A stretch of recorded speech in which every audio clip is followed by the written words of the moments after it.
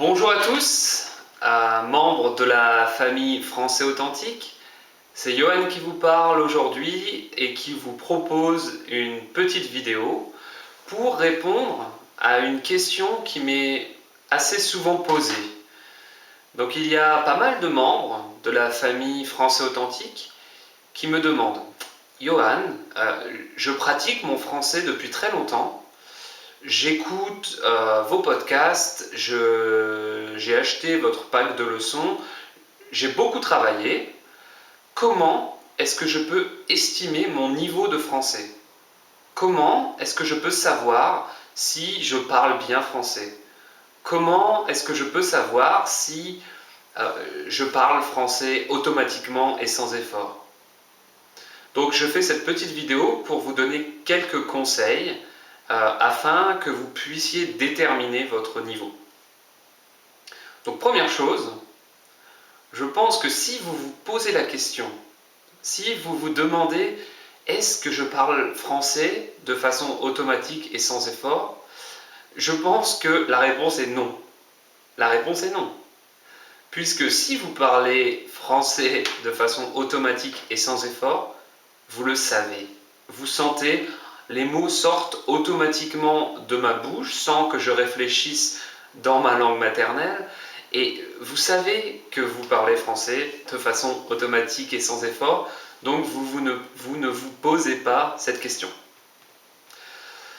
Alors par contre, il existe différentes petites méthodes pour apprendre à déterminer votre niveau de français. Donc chacun aime savoir un petit peu quelle est ma situation personnelle actuelle, maintenant. Et c'est des questions que moi-même je me posais quand j'apprenais l'anglais et l'allemand. On aime à un moment donné savoir, ok, où est-ce que j'en suis? J'ai beaucoup travaillé. Maintenant, est-ce que ça valait le coup? Est-ce que ça a porté ses fruits? Est-ce que maintenant j'ai progressé? J'ai envie de connaître mon niveau. Alors, moi, ce que je vous propose, c'est trois petits conseils simples, facilement applicables, que vous pouvez faire dans les jours qui viennent. C'est de décomposer entre votre niveau de compréhension écrite, votre niveau de compréhension orale et votre expression orale. Donc, trois points différents. Pour ce qui est de votre compréhension écrite, c'est assez simple. Je vous conseille de lire par exemple un des articles de mon blog. En général, ils sont assez difficiles. Je vous donne des informations que je trouve intéressantes et je réfléchis peu au français. Je ne dis pas « Ah, j'essaye d'écrire très simplement ». Je sais que vous avez tous un bon niveau de compréhension et que ce qui vous manque, c'est l'expression, c'est le fait de parler français. Donc, mes articles de blog sont en général des articles qui sont en fait 100% authentiques et qui représentent vraiment ce qu'un francophone écrira lorsqu'il écrira à un autre francophone. Donc, si vous comprenez mes articles de blog, par exemple, si vous comprenez 75%, vous dites « Ok, mon niveau de compréhension écrite est bon puisque je comprends environ 75%, environ 3/4 de ce que Johan écrit sur son blog. » Vous pouvez faire la même chose avec des journaux français sur Internet, par exemple Le Monde, donc www.lemonde.fr, et vous pouvez lire différents articles qui vous intéressent en français, authentique, puisque ce sont des articles rédigés par des francophones pour des francophones.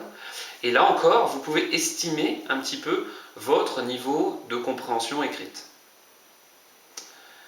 Pour ce qui est de la compréhension orale, eh bien là, je vous conseille d'écouter mes podcasts, ou d'écouter ces vidéos, ou d'écouter quelques leçons de mon pack 1, pack découverte de français authentique.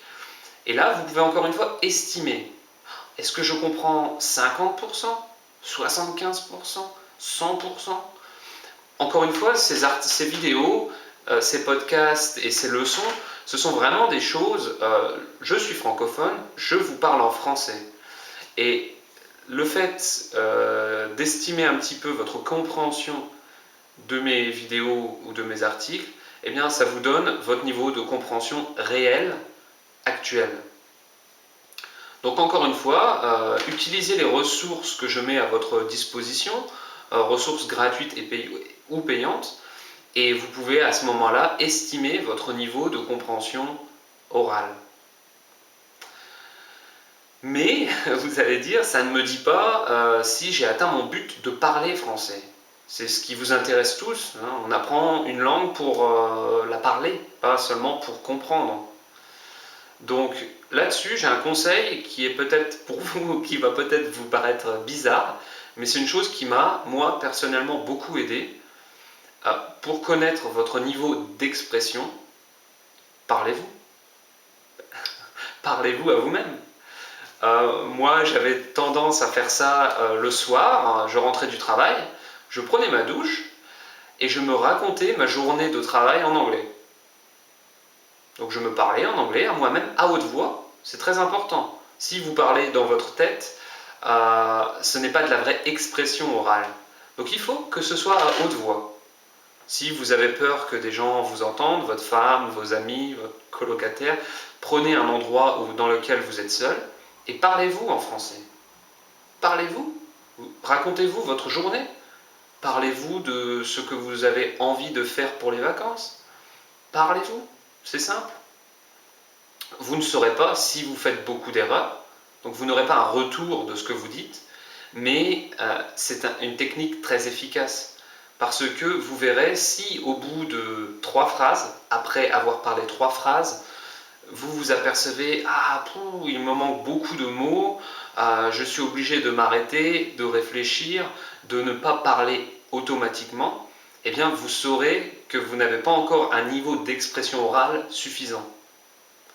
Si vous arrivez à parler pendant 3 minutes seul, sous votre douche en français, si vous arrivez à vous raconter votre journée complètement en français, sans avoir à vous arrêter, à beaucoup réfléchir, à avoir des problèmes parce qu'il vous manque des mots, eh bien, vous saurez, je pense que je sais parler français de façon automatique.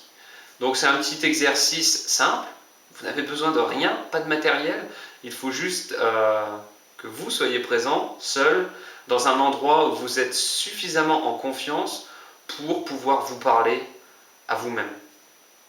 Donc c'est un peu bizarre, je vous l'accorde, mais pour moi ça a très bien marché.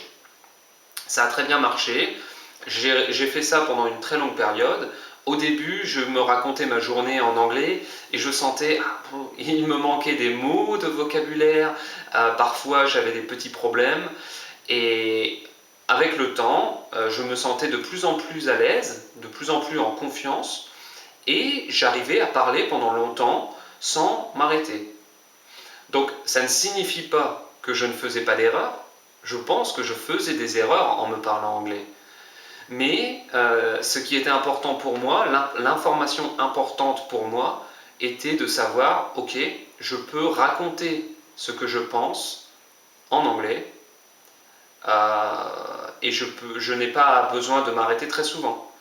Donc faites la même chose en français et je pense que ce sera pour vous une bonne indication, une bonne information de votre niveau de français actuel d'un point de vue expression orale.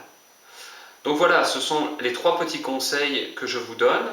Si vous voulez savoir, connaître votre niveau de français actuel, je vous conseille, numéro 1, de lire quelques articles en français authentique, soit des articles de ma part, soit des articles que vous pouvez trouver sur Internet, de les lire et d'estimer à peu près votre compréhension. Cela vous donnera une bonne indication de votre compréhension écrite. Numéro 2, d'écouter du français authentique. Donc là, je pense que Français authentique vous donne des ressources, un certain nombre de ressources pour vous permettre de réaliser cet exercice. Donc écoutez du français authentique et encore une fois, estimez à peu près votre niveau de compréhension orale. Et numéro 3, essayez de déterminer votre niveau d'expression orale, et pour ça, trouvez un endroit calme dans lequel vous pouvez parler tranquillement et parlez-vous à haute voix. Donc ce troisième point est très important et je pense qu'il vous aide aussi à vous entraîner. Donc premièrement, vous recevez l'information, ok, j'ai un bon niveau ou j'ai un niveau moyen d'expression en français, donc c'est une information importante pour vous. Et deuxièmement, cela vous habitue à vous entendre. Et ça, c'était un gros problème pour moi en allemand au début. Quand je parlais avec des gens, je stressais, ça me faisait drôle d'entendre ma voix parler allemand et c'était quelque chose de bizarre pour moi. En m'entraînant, en étant tout seul chez moi et en me parlant en allemand, eh bien, je me suis habitué. Je me suis habitué à entendre ma voix parler allemand. Et lorsque j'ai pris cette habitude, lorsque c'était courant pour moi de m'entendre parler allemand, eh bien, ça m'a aidé à moins stresser et à moins avoir de pression quand je devais parler en allemand avec des gens. Plus tout seul, mais avec des gens.